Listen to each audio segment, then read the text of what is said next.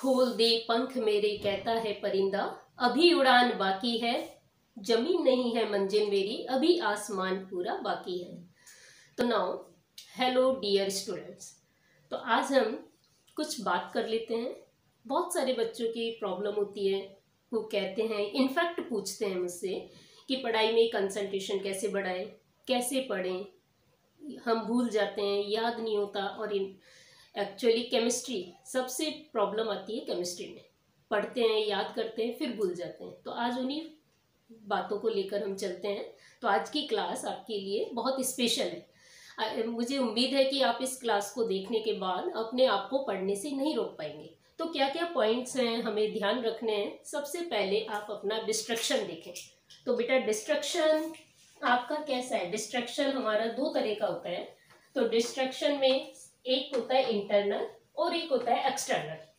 तो डिस्ट्रक्शन आपका दो तरह का होगा। डिस्ट्रक्शन एक तो होता है बेटा इंटरनल, ठीक है। दूसरा डिस्ट्रक्शन कौन सा होगा, एक्सटर्नल। एक्सटर्नल। अब सबसे पहले हम अपने डिस्ट्रक्शन को दूर करें। पढ़ने से पहले हम अपने डिस्ट्रैक्शन को दूर करें। जब हम पढ़ने बैठते हैं तो हमारे दिमाग में बहुत तरह तरह के थॉट आते हैं, सोचते रहते हैं। तो एक्सटर्नल जैसे आप टीवी, मोबाइल, ये आपके एक्सटर्नल डिस्ट्रैक्शन।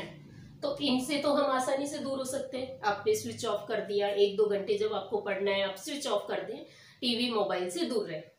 लेकिन प्रॉब्लम आती है इंटरनल डिस्ट्रैक्शन। इनको कैसे हम हटाएं, इनको कैसे दूर करें। इंटरनल डिस्ट्रक्शन में जैसे आपको गुस्सा आ रहा है, किसी के ऊपर बहुत गुस्सा आ रहा है, आप उसके बारे में सोच रहे हैं, किसी ने आपको धोखा दे दिया तो आप सोच रहे हैं।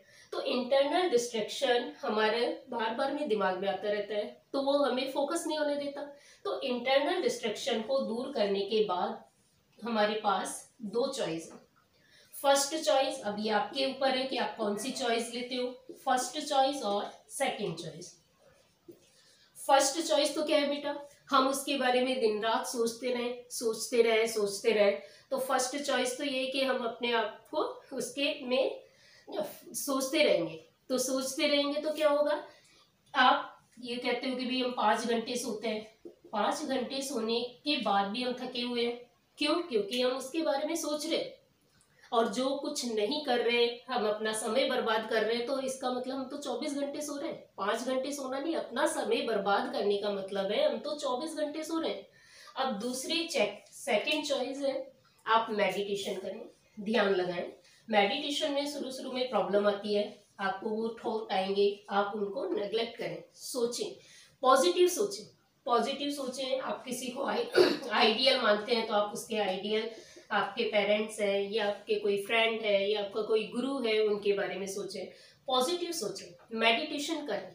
और ये सोचें कि आप पास्ट को नहीं बदल सकते। पास्ट अगर हम पास्ट में जाकर पास्ट को बदलना चाहें तो ऐसा संभव नहीं है। और अगर हम फ्यूचर के बारे में भी सोचते रहेंगे तो वो भी पॉसिबल नहीं है। तो हम ऐसा नहीं कर सकते, प्रेजेंट को सोचें।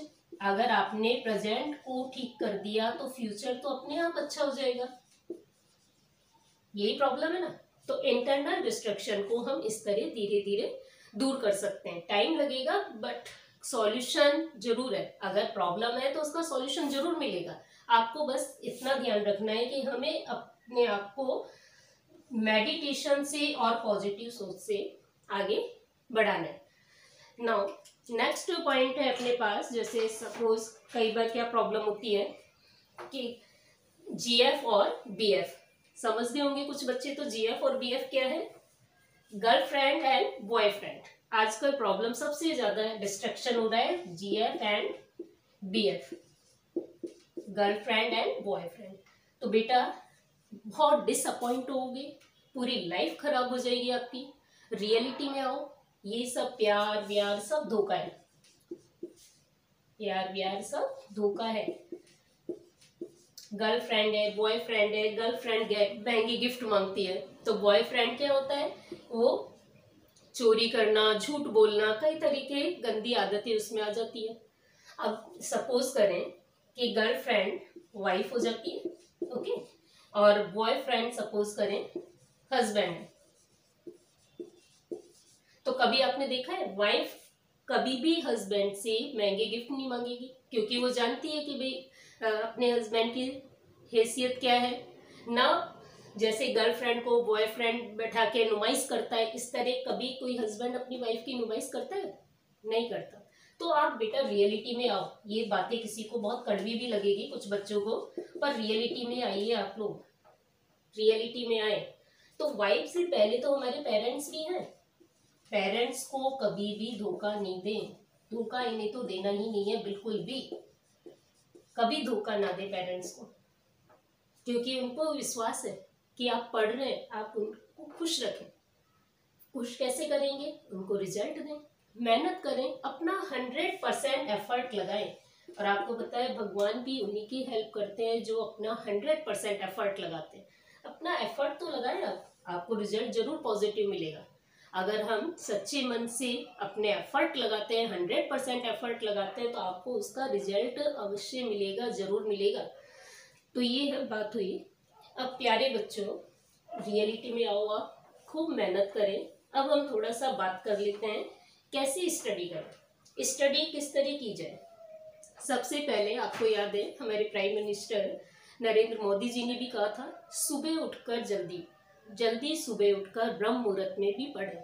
तो ब्रह्म मुहूर्त में 4 बजे या 5 बजे अगर आप उठकर पढ़ते हैं तो ये सबसे अच्छा होगा। क्यों? क्योंकि यहाँ एक तो आप फ्रेश होते हो सुबह उठते हो, जो दूसरा पॉजिटिव एनर्जी होती है। और आपको ये जानकर हैरानी भी होगी, माता सरस्वती जी उस टाइम भ्रमण पे निकलती है। तो जैसे रियाज करते थे, म्यूजिक वगैरह में रियाज करते हैं, जितने भी ऋषि मुनि थे वो अपना ध्यान लगाते थे, हमेशा ब्रह्म मुहूर्त में लगाते थे। तो ब्रह्म मुहूर्त होता है 4 बजे उठकर। तो 4 बजे उठने के बाद अगर आप 2 घंटे भी पढ़ लेते हैं तो 2 घंटे 3 घंटे आपके लिए इनफ है।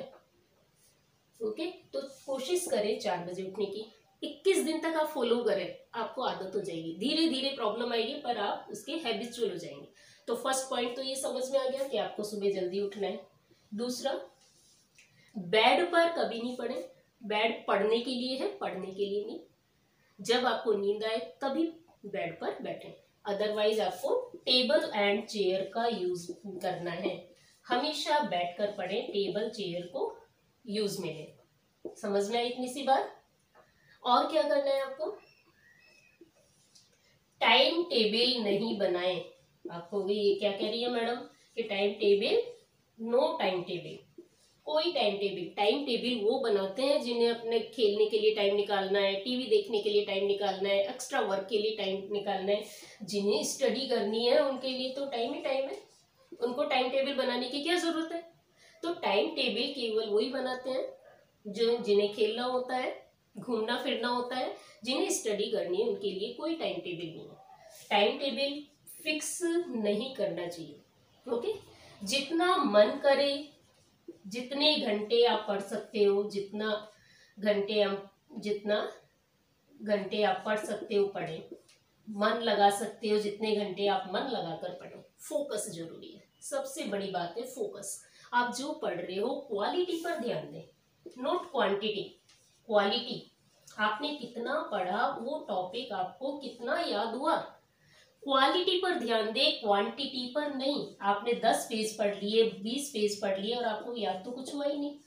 तो क्वालिटी कैसे पता लगेगी कि आपकी क्वालिटी के लिए जो टॉपिक आपने पढ़ा है उसे शॉर्ट में पॉइंट्स बनाकर लिखें, फिर उससे रिलेटेड हम प्रैक्टिस करें, क्वेश्चंस प्रैक्टिस करें। तो क्वालिटी पर ध्यान दें, क्वांटिटी पर नहीं। तो क्लियर? इस तरह आप पढ़ेंगे तो आप नेक्स्ट रिवीजन, नेक्स्ट पॉइंट है अपना रिवीजन करें। जितनी बार रिवीजन करेंगे केमिस्ट्री में तो इनफैक्ट री रिवीजन शॉर्ट नोट्स रिवीजन करें। अपने सेल्फ नोट्स बनाएं, नोट्स हमेशा अपने होने चाहिए। सेल्फ नोट्स खुद के हैंड राइटिंग में रिटर्न हो तो बहुत ही बेस्ट है। जेरोक्स अगर आप पढ़ोगे नहीं याद होगी, बिल्कुल याद नहीं होगी। तो सेल्फ नोट्स आपके होने चाहिए। सेल्फ नोट्स बनाने के बाद आप उन्हें क्या करेंगे, शॉर्ट में नोट्स बनाएंगे। अब एक दिन जब एग्जाम होता है तो हम एक दिन में सारी बुक नहीं पढ़ सकते, तो आपको क्या करना पड़ता है, शॉर्ट नोट्स बनाने पड़ते हैं। शॉर्ट नोट्स कैसे बनाएंगे? शॉर्ट नोट्स में आपको केवल इम्पोर्टेंट पॉइंट्स कवर करने हैं। आपके 1 या 2 पेज में हर चैप्टर कवर हो जाएगा। शॉर्ट में आप उसका चार्ट बना लें, जैसे हमारे केमिस्ट्री में तो नेम रिएक्शंस होती हैं, डिफरेंट डिफरेंट फॉर्मूले होते हैं, स्ट्रक्चर्स होती हैं, तो इस तरह आप क्या बना लेंगे, शॉर्ट नोट्स बना लेंगे। तो रिवीजन जरूरी है, रिवीजन करते रहें। तो रिवीजन जितना ज्यादा आप करोगे आपको उतना ही याद होगा। इसके बाद सबसे इंपॉर्टेंट है PYQ। PYQ क्या होता है? Previous year question, previous years questions. तो प्रीवियस ईयर्स के क्वेश्चंस आप जरूर सॉल्व करें। ओके, नेक्स्ट, हमेशा NCERT को ही प्रीफर करें। Enough, NCERT is enough. अगर आपको कोई टॉपिक नहीं समझ में आ रहा है, कोई प्रॉब्लम है, तो you can use reference book, but NCERT को ही प्रीफर करें। जनरली जो आपका क्वेश्चन पेपर पैटर्न बनता है वो NCERT को ही फॉलो करता है। NCERT में इन टेक्स्ट क्वेश्चंस होते हैं, इन टेक्स्ट क्वेश्चंस एक्सरसाइज हैं, उनको आप सॉल्व करें, प्रैक्टिस करें, एक्सरसाइज की प्रैक्टिस करें, सॉल्व करें। तो इस तरह आप पढ़ाई करें, definitely you can achieve your गोल। आप अपना एम फिक्स करें, आपका एम फिक्स हो जाएगा। आप सोचें कि मुझे 90% बनाने, पॉसिबल है। बस आपको क्या करना है, फोकस करना है। मैंने कुछ बच्चे ऐसे भी देखे हैं जो प्री बोर्ड में 49% लाते हैं और मेन एग्जाम में उसके 94%। कैसे हुआ ये चेंज? फोकस आप भी कर सकते हैं। इसलिए इतना हमारा दिमाग इतना छोटा है, आपको लगता है कि मैं भूल जाता हूँ, पढ़ता हूँ भूल जाता हूँ, सभी भूल जाते हैं। हम कोई आइंस्टीन की फैमिली से नहीं है, न्यूटन की फैमिली से नहीं है जो एक बार पढ़ा और याद हो जाए। एक बार में तो केवल हमें कोर्स में ये पता चलता है कि हमारे कोर्स में कौन कौन से टॉपिक हैं। आप 2 बार पढ़ेंगे, 3 बार पढ़ेंगे, 4 बार पढ़ेंगे, जितनी बार पढ़ेंगे आपकी स्पीड भी फास्ट होगी और आपको वो चीज़ लर्न होगी। तो आप 49% से 94% तक जरूर पहुंच सकते हैं। अपने अंदर जुनून पैदा करो, पढ़ने की इच्छा आपके अंदर, इंटरेस्ट डेवलप करो। इंटरेस्ट कैसे डेवलप होगा? इंटरेस्ट डेवलप करने के लिए आपको अपने आइडियल पर्सन, जिनको आप बहुत ज़्यादा प्यार करते हैं, उनके बारे में सोचो। बेटा, सबसे ज़्यादा प्यार हमारे पेरेंट्स करते हैं, टीचर्स करते हैं, वो ही आपकी सफलता पर खुश होते हैं। अब ये आपके हाथ में है, आपको अपने टीचर्स या पेरेंट्स को खुश करना है या अपने रिश्तेदार या पड़ोसियों को जो ये सोचते हैं कि ये बच्चा फेल हो जाए, सक्सेस ना हो। तो सक्सेस केवल कौन चाहता है? पेरेंट्स या टीचर्स। तो अब आपके हाथ में है कि आप किसे खुश करना चाहते हैं, अपने पड़ोसियों को, गंदे रिश्तेदारों को, या फिर अपने टीचर्स और पेरेंट्स को। तो आपको बहुत मेहनत करनी है। आई थिंक आप ये सारे पॉइंट्स मेरे समझ में गए होंगे, इसलिए आप ये सारे पॉइंट्स फॉलो करें, you can achieve your goal. तो best of luck all of you, all the best and take care.